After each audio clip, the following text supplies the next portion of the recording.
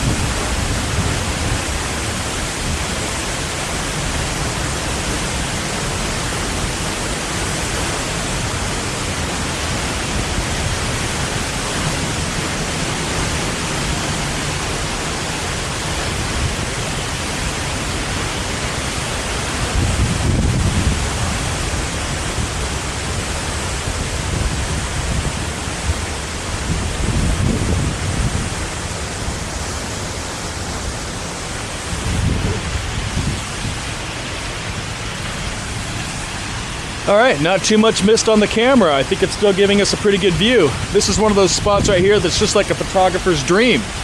See the thousands of gallons of water pouring over that cliff every second. And right here you can just stand in some drips. There's just some occasional drips kind of coming over the side here. And when the light catches it just right,